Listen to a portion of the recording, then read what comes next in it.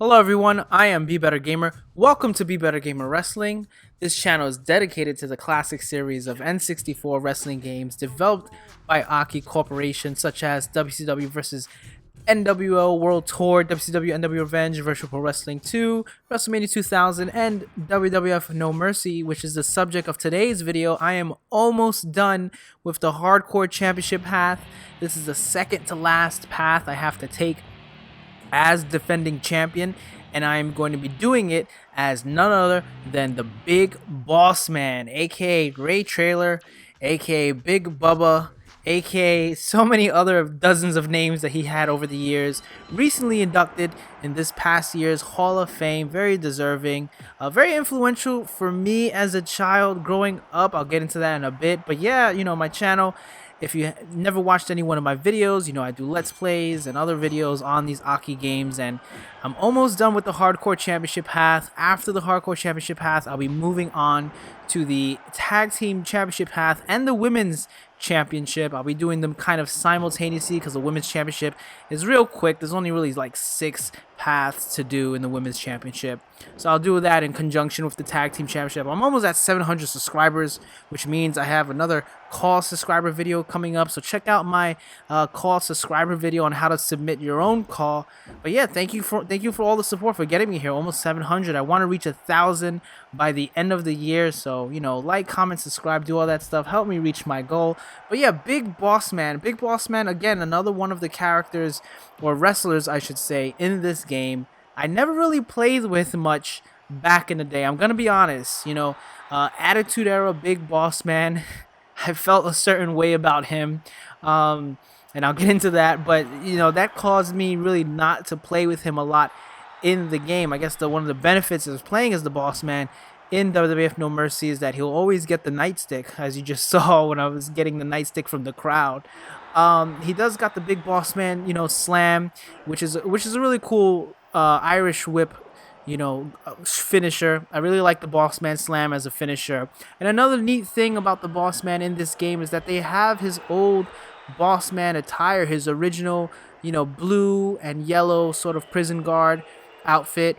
Ray Trailer actually was a prison guard from Cobb County, Georgia. That wasn't a gimmick. He really was a former prison guard before he broke into wrestling, and they just kind of went with it when he eventually made his way to the WWF. But he had history in the territories before WWF, mainly I believe with Jim Crockett Promotions and I want to believe he worked with Jim Cornette also in the territories, maybe NWA or maybe Smoky Mountain. But when he got to the WWF, that's when he was christened Big Boss Man. Obviously, a lot different than Attitude Era Boss Man, if that's the only Boss Man you know.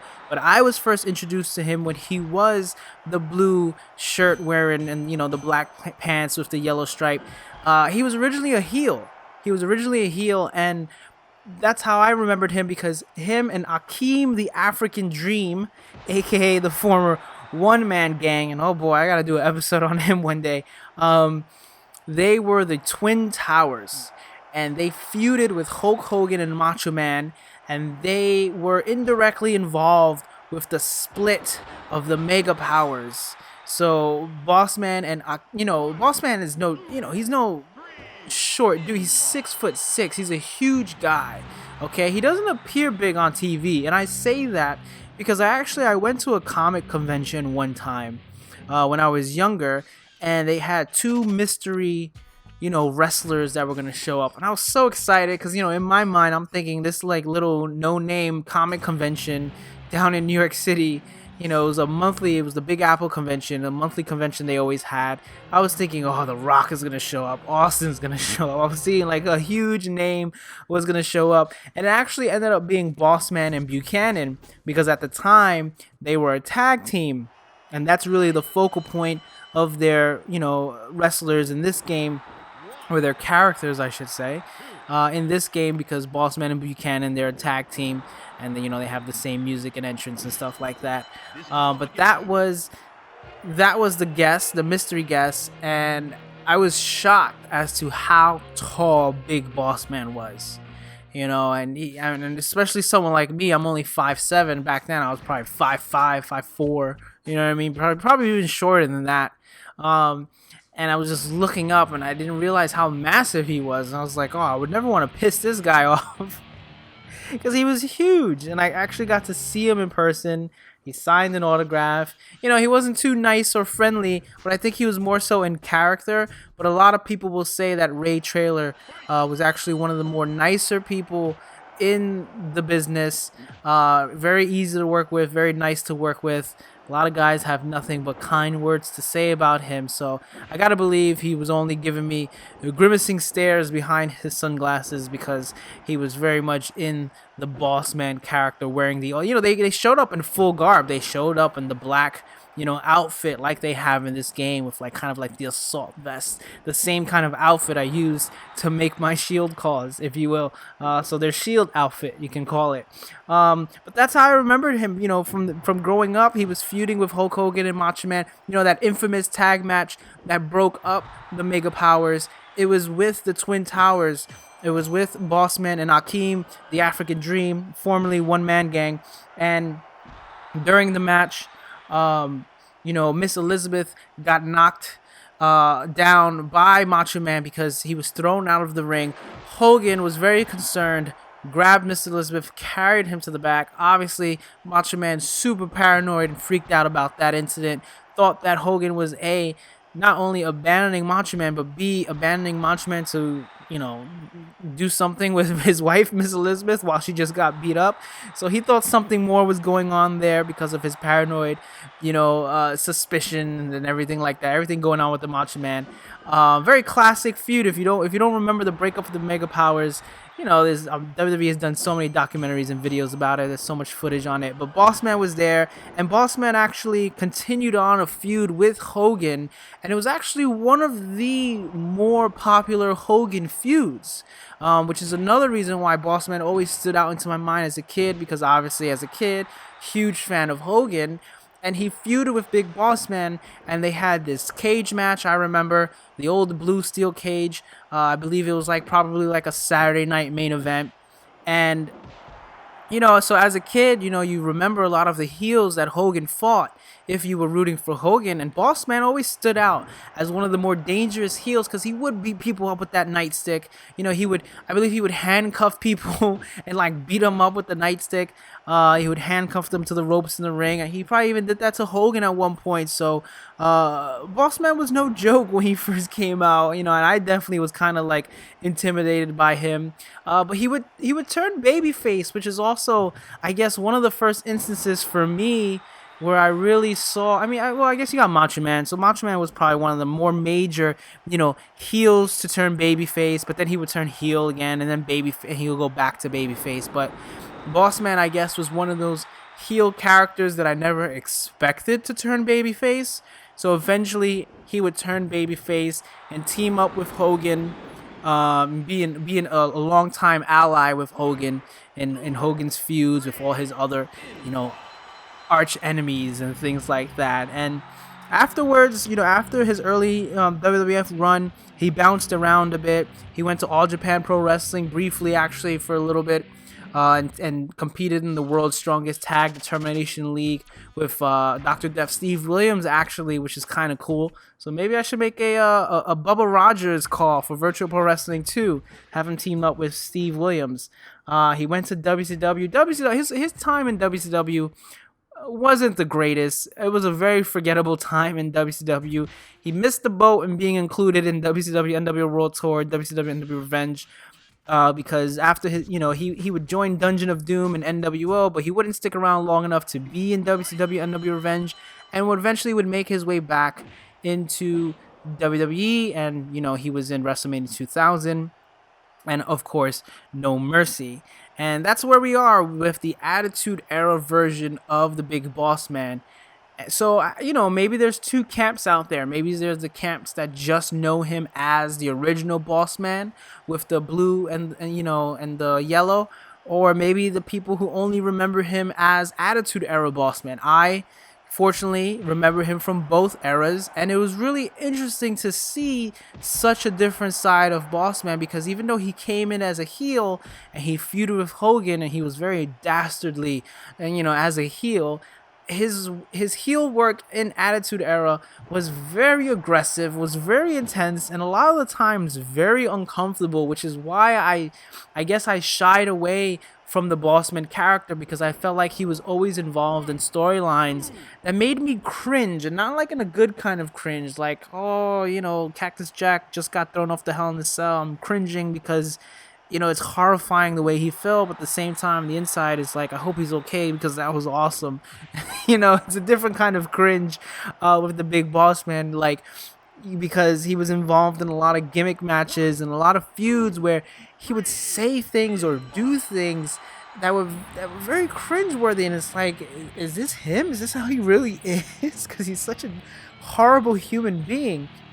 But I guess that's the testament to how good of a character wrestler Boss Man was. And looking back on it, as I got older, as you find out more, obviously you're always finding more and more stories, more, especially nowadays, everyone always reveals everything now about wrestling. And you also look back at wrestling in a different light and a different hindsight. I found a different appreciation for Boss Man, because here's a guy who his longevity in WWE really revolved around what he was willing to do and how far he was willing to push things, which is something you can't say for a lot of guys today. I feel like a lot of guys, yeah, they're held back in certain ways, but I feel like a lot of guys are given opportunities and they don't go all the way with it. When I think of how Boss Man was, right? How much of a heel he was when whether he was with the corporation or the corporate ministry, or whether he was feuding with Al Snow or Big Show, you always got a true sense of who his character was. He was no good. He was evil.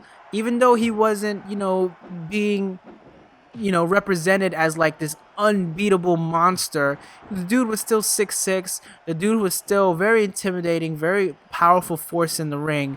And if you slept on him, pretty much, if you gave him the benefit of the doubt, he'll beat you. He'll either undermine you and take advantage of you not paying attention, or he will be willing to go to great lengths to use his nightstick to hurt you. He doesn't even have to win the match. He doesn't mind cheating. He doesn't mind bending the rules.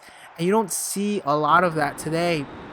That was definitely much more apparent back then, in the Attitude Era. And even before that, the way he was brought up in the late 80s, early 90s, that's how heels were. If you were a bad guy, you were a bad guy through and through. Because the moment you try to pander to the audience or try to make yourself seem like a good guy, that's it. The fans, they don't want to boo you anymore. And sometimes you got to do that. Sometimes you got to just shut out the fans, shut out the aspect of trying to be cool or trying to be liked, and just be a heel. And you got to respect that about the Big Boss Man. Even though he wasn't involved in the greatest of matches and feuds and gimmicks during the Attitude Era, he always committed himself fully to his Bossman character. And it's even more impressive knowing that he was such a nice guy, such a family man, inducted into the Hall of Fame. His family gave a great, very warm speech about inducting him. His former manager, Slick Rick, had nothing but good things. I've always heard his name popped up in a lot of podcasts, like the Ric Flair podcast, Stone Cold podcast. Everyone always says these nice things, and I'm like, really? Boss Man, the guy who fed Pepper to Al Snow, was a nice guy? So, that's another testament to his character. When I think of someone like Boss Man today that I would like to see that was so committed to this evil character, I kind of think of someone like Sheamus. I think the reason why Sheamus is so lukewarm every time he comes out is because either they're not letting him just be himself and being this full-fledged badass heel that he can be, because he has shown he's capable of doing it, or he's not doing it enough because maybe he doesn't want to be viewed that way. I don't know, but I look at a guy like Sheamus, it's like I kind of wish Sheamus was a lot like the Boss Man, where he just came out and you just wanted to boo him because he was just no good. Everything he did was just dastardly and evil. Dastardly, that's such an old-timey word to use. But anyway, Boss Man, I'm doing the Hardcore Championship run because he is the longest reigning single champion. He has the record, I should say, for the longest individual reign for Hardcore Champion. He held the title 4 times. His 4th championship reign lasted 97 days, which was the longest individual reign as Hardcore Champion, just beating out Al Snow, and I'll get to that in a bit. My last episode was with Al Snow. Just beating Al Snow's 91-day reign, Al Snow's first reign. And actually, Boss Man was the 2nd ever Hardcore Champion. I talked about how Boss Man won the Hardcore Championship in my very first Hardcore Championship Let's Play on Mankind. Boss Man beat Mankind in a ladder match during the whole Mankind versus the Corporation feud, which gave birth to the Hardcore Championship. So Boss Man has a lot of history involved with a lot of milestones with the Hardcore Championship, but I think most people remember his Attitude Era run with his feud with Al Snow, and that was where he got the bulk of his Hardcore Championship reigns, because the second time he won it by defeating Al Snow. I talked about that briefly during my Al Snow Let's Play. He actually beat him in Buffalo, which formerly it was called the Marine Midland Arena, and when I moved up here, it was called the HSBC Center, and then now it's called the First Niagara Center. And then First Niagara just got bought by KeyBank, so I think they're going to rename it the KeyBank Arena or the KeyBank Center, something like that. But I thought that was interesting to go back and see, like, oh, he won it in Buffalo. I know where that is now, because I live here. Like, so, but he would beat him for the title at Fully Loaded 99, and that would spark the Boss Man Al Snow feud. And what really set that feud in motion was, so I talked about in my Al Snow Let's Play. Al Snow came along, and the WWE came under a lot of controversy and criticism over the head gimmick. And so they were looking for a way to replace that, but they really couldn't find a good solution to replace it. They did think of an idea where Al Snow would bring a pet chihuahua to the ring called Pepper, and he would begin to talk to Pepper, and that was the replacement for Head. Obviously, Big Boss Man, cruel intentions, he decides to steal Pepper the dog from Al Snow, holding him kidnapped. They have a match in which they agree that if Boss Man lost, he would give Pepper back. He goes back on his deal, keeps Pepper, and keeps the whole kidnapping fiasco going, leading up to an episode of SmackDown, I believe, where Boss Man would invite Al Snow to make amends and offer him a meal while they sit down and talk about how they're going to come to a resolution. And then he reveals to him, hey, that meal you're eating, that's actually Pepper. I killed Pepper, cooked Pepper, and I fed you Pepper. WWE went full on Titus Andronicus. And it was the most bizarre, weirdest moment. I think, personally, I don't know, there are probably other bizarre, weird moments that I've watched in WWE that I can think of. But when I remember watching that episode of SmackDown and just thinking, like, this is so strange. This is so weird. Why would they do this? Obviously, it makes you hate Boss Man. Obviously, they didn't really kill the dog. So, but just to think that that's where we're gonna take this feud. We're gonna take this feud that not only did he kidnap Pepper, but he killed him and ate and fed him to Al Snow. Just thinking about it, it's just like imagine the meeting. Imagine the meeting in WWF when they pull Big Boss Man and Al Snow over. Like, all right, this is what we're gonna do. The dog thing. All right, it's not really working the way we have planned. It's kind of complicated bringing a dog. And it's not working out the way we've planned. So we're gonna scrap the idea. We're gonna get rid of the dog. Okay, how are you gonna get rid of the dog? Maybe he releases it into a forest and runs away and loses the dog. Maybe he gives it to a family and the little kid, and Al Snow doesn't want the little kid to lose this dog, so he gives it up willingly. It's like, no, Boss Man's gonna kill the dog, cook it, invite you to his hotel room. Again, this is over the Hardcore Championship too. Like, Al Snow willingly goes and visits Boss Man. Boss Man as a symbol of truce. Like, come over to my hotel, let's have a bite to eat. you know, and he's gonna feed you the dog, and then he's gonna tell you, hey, you're eating your dog. Like what? And everyone agreed to this. Everyone was okay with this. Like, yeah, this is great. Let's do this. Needless to say, I guess it kind of worked because we still remember it. I still remember. I never forgot it. You know, I almost had the same reaction that Al Snow had when he was eating the food. But and that wasn't the end of it. I think what also added to that is that this would lead to several things. First of all, you know, Big Boss Man being the hardcore champion, he comes the next week of SmackDown, I believe, gloating that he did this to Al Snow, you know, playing the mind games all over the hardcore championship, playing these severe trauma-inducing mind games with Al Snow, saying that if there's any other dog in the back that they think they can challenge me, you know, come on out. British Bulldog shows up. He's back into the WWF. Surprise, surprise. Beats Big Boss Man for his hardcore championship. So Boss Man loses his hardcore championship after beating Al Snow. He loses it to the Big Boss. I mean, the British Bulldog actually, and British Bulldog feeling bad for what had happened to Al Snow's dog Pepper. Obviously, Bulldog. Him and Dynamite Kid, when they were a tag team, they would come with an actual bulldog to the ring, so he sympathized. He's like, hey, I used to have a dog in wrestling. He passed away. It was very sad. Here's the hardcore championship. Boss Man's a bully. Stay away from him. So, yeah, and you would think that would be the end, but no. So Al Snow now would challenge Big Boss Man, and they would try to culminate their feud in a match at Unforgiven 99 in the infamous Kennel From Hell match. The Kennel From Hell match sounds exactly like it's described. It's basically it's a Hell in a Cell and the old school blue steel cage wrapped in one. So they had the blue steel cage in the ring, and then they had the Hell in a Cell over it. And the gimmick of the match was supposed to be that you'd have to escape both cages, but outside of the ring, in between the Hell in a Cell and the steel cage, were supposed to be these vicious Rottweilers.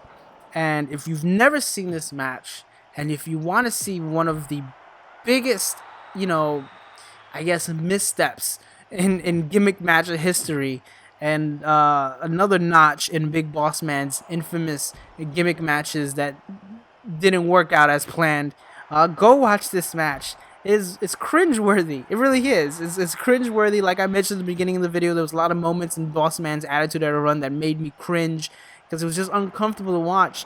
You could tell that this match was not working out the way they had originally intended to work out. The dogs should have posed a threat. They should have seemed like dogs that could bite you at any moment. The dogs could care less about what they were doing. Jerry Lawler was laughing about the dogs peeing in front of the announce table. Boss Man and Al Snow were trying to pull it all together and make a match happen. You know, climbing the cage. At one point, Al Snow takes Boss Man's hand to, like, you know, feed it to the dogs, and the dogs aren't even nearby. And the dogs are like barking at each other. The crowd is getting restless. It was very confusing to watch. This was all supposed to be over the Hardcore Championship. Another strange gimmick match that they tried to use to help put the Hardcore Championship in its own category. I bet if Boss Man and Al Snow just had to do a cage match or a Hell in a Cell match by themselves, I think they would have put on a fantastic match. I think the Boss Man Al Snow feud was very brutal. Al Snow was really good at taking punishment. It was scary almost in the way he would take punishment, but he was very good at it. Boss Man, again, he can be very vicious when he wanted to be in the ring and make you believe that he was really trying to hurt someone with bad intentions. And if left to their own devices, I think they could have had a really good match. But instead, this weird gimmick was thrown on the match. Al Snow has gone on record that he was against the idea of the dogs being included not only with Pepper, but in the Kennel From Hell match, because he always said that if you're gonna bring in dogs, you know, into the scenes, into the skits, they have to be highly trained, skilled dogs. And he's right.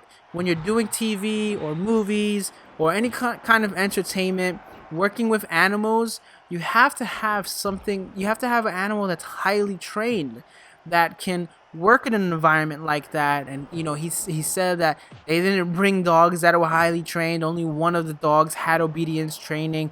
All the other dogs, they were just kind of like there. And it's unfortunate because on paper it sounded like a neat idea, but yet if you're not willing to put in the effort and getting dogs that can actually do it, then don't do the match. It's a silly gimmick anyway. Wrestling is not going to miss the Kennel from Hell match. And even if they never do it, it wasn't going to exist. It's not like people were like, I wish one day they would do a match where there was a bunch of dogs on the outside of a cage and he had to escape from the Hell in a Cell. Like, no one's going to think that. Very unfortunate. But, Boss Man, he was also involved at the previous WrestleMania that year, at WrestleMania 15, he was involved in the Hell in a Cell match with The Undertaker, and that ended weirdly, and that was cringe-worthy the way it ended, with Edge and Christian coming down, part of, the Ministry, and Undertaker basically lynching Boss Man at the end of the Hell in a Cell match. That was another cringe-worthy moment, another gimmick match gone wrong for Boss Man. Even back in the day, him and the Mountie, they had a the taser on the pole match. Or was it the nightstick on the pole match? Oh no, that was him and Nails, I think. Nails, another character that the Boss Man had a weird gimmick match with. But he always found himself in these weird, strange angles. Following his hardcore championship run, he would lose that match to Al Snow, but then he would win the championship back from Al Snow in a triple threat match, and then move away from his feud with Al Snow. And this was his 4th title reign. But during his 4th title reign, he feuded with the Big Show and actually had a heavyweight championship match with the Big Show. And again, this was another very cringe-worthy feud because Boss Man went in. Boss Man, they did the whole thing where he would make fun of his dad passing away. The whole, where? My daddy, where? And it was tough to watch. It was funny, but it was tough to watch because it was like, man, he's just going in on Big Show. He has no remorse whatsoever. What a horrible human being. Showing up at the guy's funeral, dragging the casket around. If you've never seen these clips, or if you don't even know what I'm talking about with the Big Boss Man, and you want to see how weird things got in wrestling, go back and watch these moments because they always stuck with me. They always stuck with me in a weird way because even when I was young as a kid, I was like, why is this going on? Why is this happening? Why is this getting so uncomfortable right now? It's not even uncomfortable in a way like those guys really seem to hate each other, or he looks like he's really hurt. It was just uncomfortable. It's like, who thought of this? But credit to Boss Man for being so committed and going with it and being so believable. You really did believe that he could care less that the Big Show's dad passed away. And, that's something, honestly, I miss. I miss when heels were heels and they were just the most baddest, evil people on the planet. Obviously, we all know wrestling's a work. We all know these are people playing characters on TV. And I say, if we know that, then we shouldn't have a problem with them being so bad.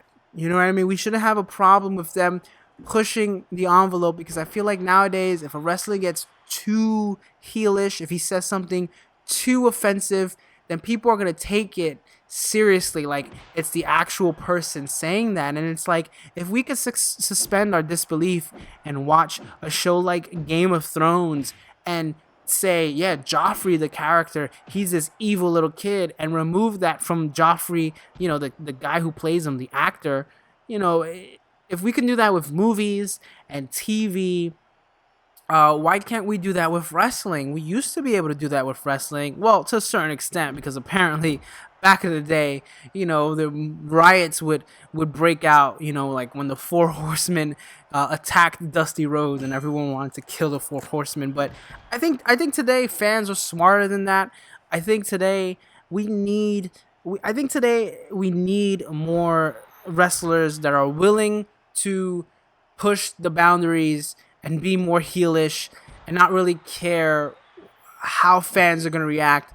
You know, if they take it personally, then hey, that means it's working. That means that if they really are getting you to believe that that's how they really are, that the boss man, who's a father himself and has kids at home that he loves and he cares for, but when you see him on screen, he could give a crap less about another wrestler's dad and pull his casket. If you could really believe he would actually do something like that, then he's done his job. He's done a good job at it.